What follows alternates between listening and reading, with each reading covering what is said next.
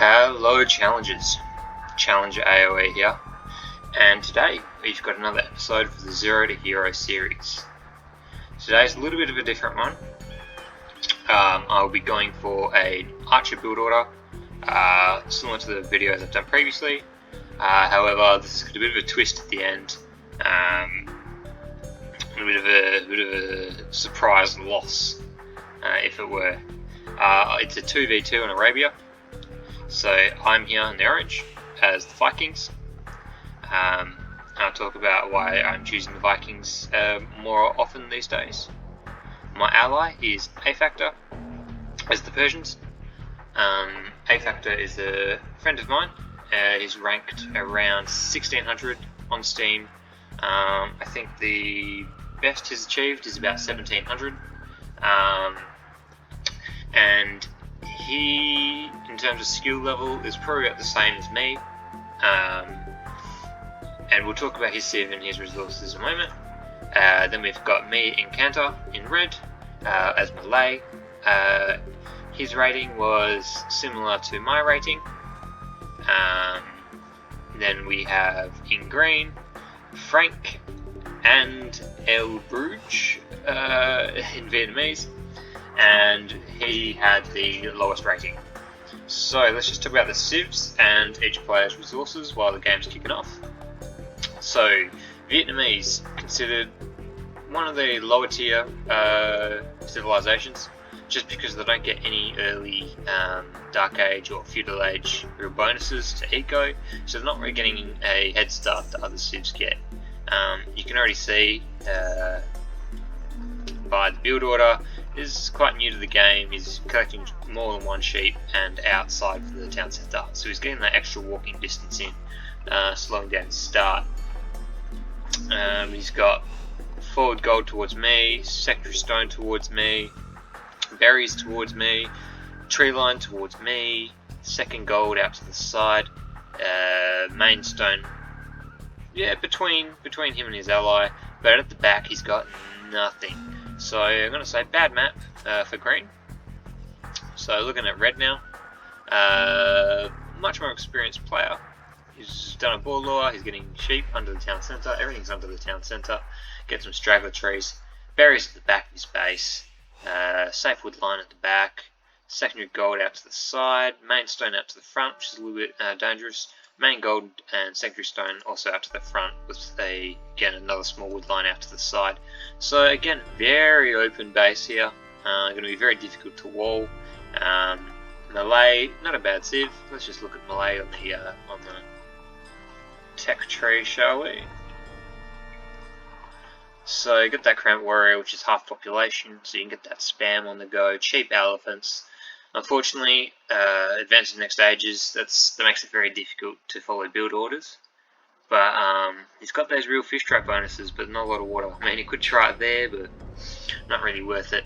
So I'd say that both red and green have pretty weak civs and not the most fantastic bases.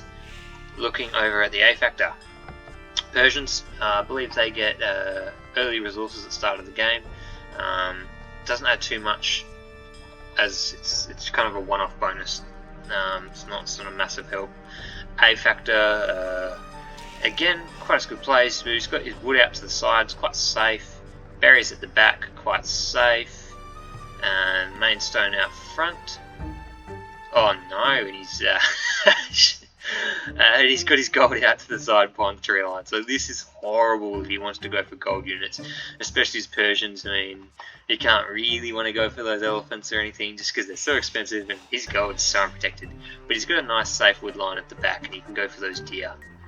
It seems to also be in this big hill here. I mean, might be a position stick castle just to defend that front line. It's not bad for Alex. It's a lot better than the rest of us, let alone for me. So I've got secondary gold, main stone, I've got a tree line at the front, small tree line to the front, which I obviously didn't scout very well because I've wood camped it. Secondary stone, another wood, main gold. So it looks like I can wall off the back quite easy. Certainly along here, I've probably got the best map. Yep. And so while I've chosen Vikings, obviously this civilization, I might just pick up the speed a bit. This civilization gets free wheelbarrow and free handcart.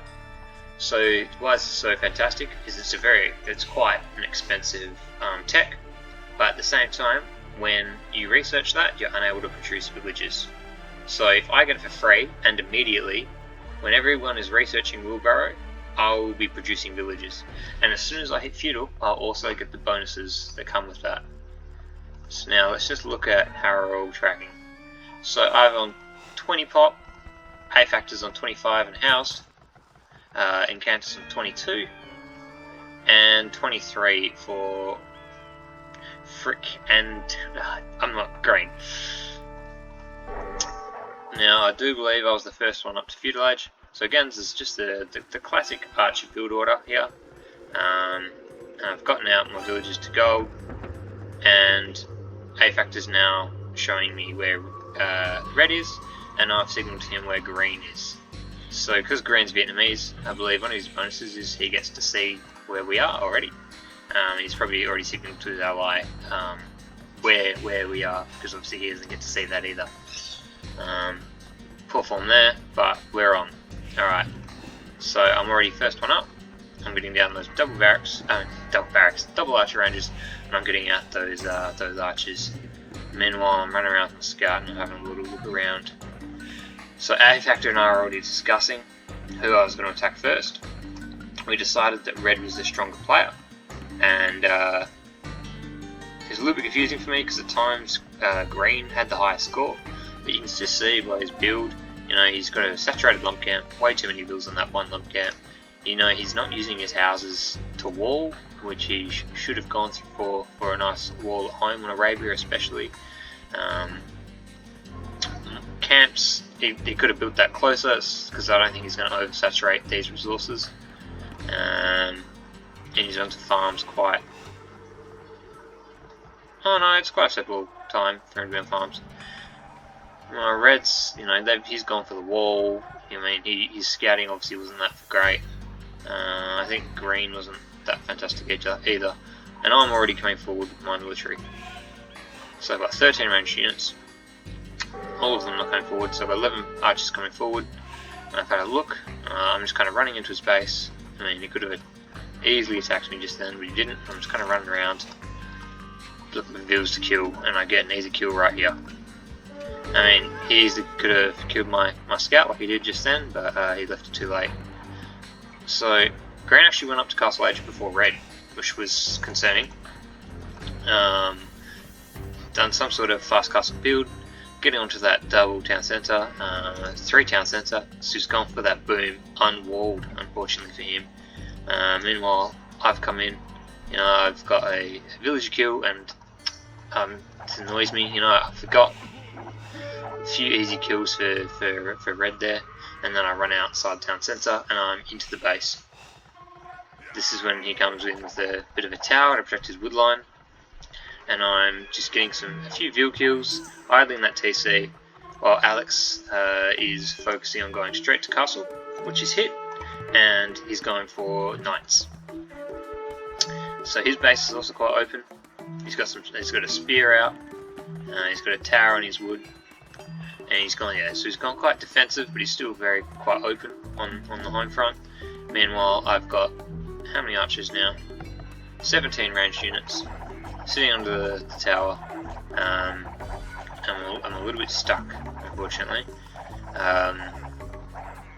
But let's see how many people I've managed to keep in that tower. So I've managed to idle 5 hills with these archers, so I'd say that's a pretty fair trade. Meanwhile, no one's really got any military, except for A Factor, who's starting to get out these knights now, and I've amassed a whole heap of archers. And I'm thinking, now that I've hit castle, you know, I'm going to get the upgrades on my archers. Oh, I've gone 3 ranges, and I've now sent in my archers and asked A Factor for his knights. Housed, hopefully I'll get some houses down soon. home, I'm fully walled, minus this. I've completely missed this, which could have been a big issue towards the end. But I've denied this castle. So I've already got 3 vills, 4 vills. Come back here, because I'm starting walling, 5 vills. So again, lots and lots of kills. Unfortunately, green hasn't really responded to this in the best fashion. So now let's just look at our ecos. So for me, a fair few out of villages, and it looks like I'm slowly turning them into farm builders. This is my resources.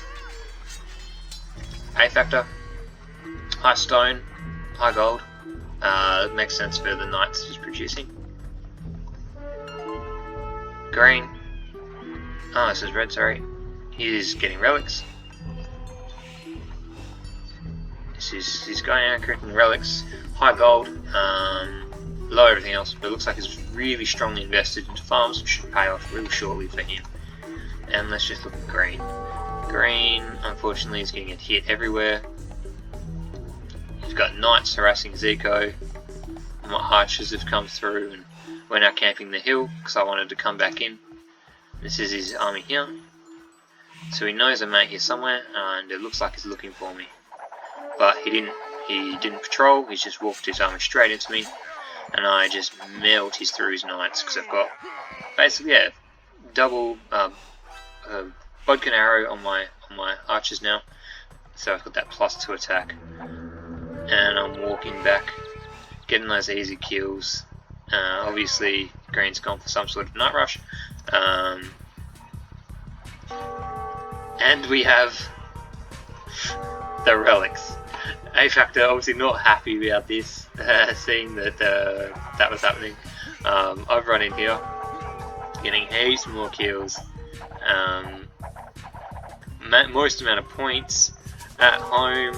Let's just look at, I feel like I'm doing everything right. I've got, town centre on my wood line, town centre on my gold, town centre which I'm returning to farms. I've got 3 range production. My resources are fantastic. I'm pretty sure I'll be thinking about going up to Imp pretty soon. That's right. I was thinking about going to Imp and I realised I didn't have castle age buildings, so I start building them so I can start going up to Imp. But right now, I've got this massive army, and